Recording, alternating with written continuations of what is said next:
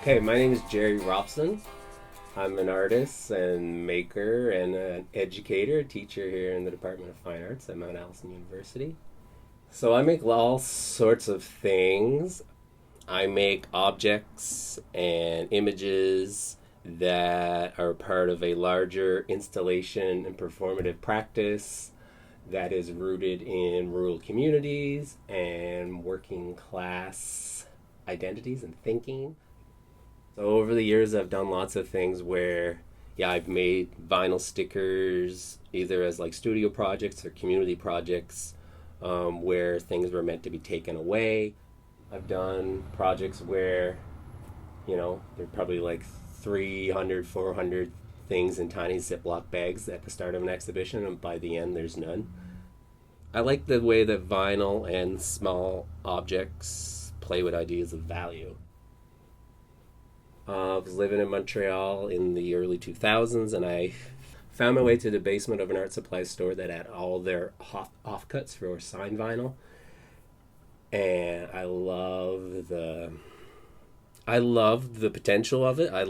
I saw right away that I could take some of the language that I was using in my drawings and prints and paintings, and I could make that mobile. I could make the work a lot quicker. The other thing is I was like a young artist between undergraduate and grad school, and there were periods where I didn't have studios. There was periods where my room in an apartment with 6 other roommates was my only working space.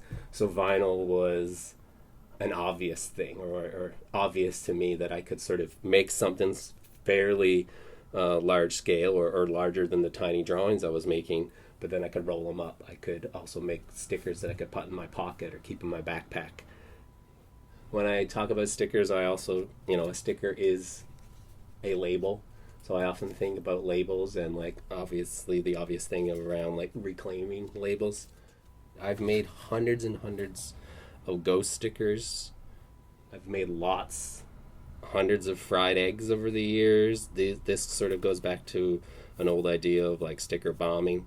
If I'm going someplace new, I'll always bring a few fried eggs with me to stick somewhere.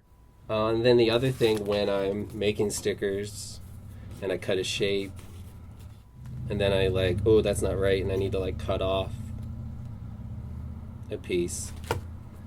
It's really difficult for me to throw that away, even though I know that's trash.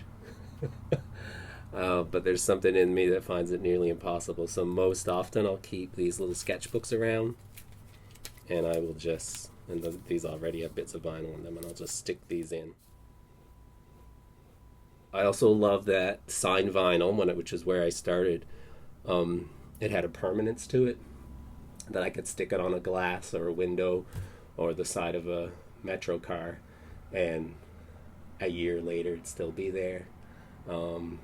2 years later it'd still be there. 3 years later. I mean, some of the signed vinyl has a 10-year outdoor life, and that was really interesting to me.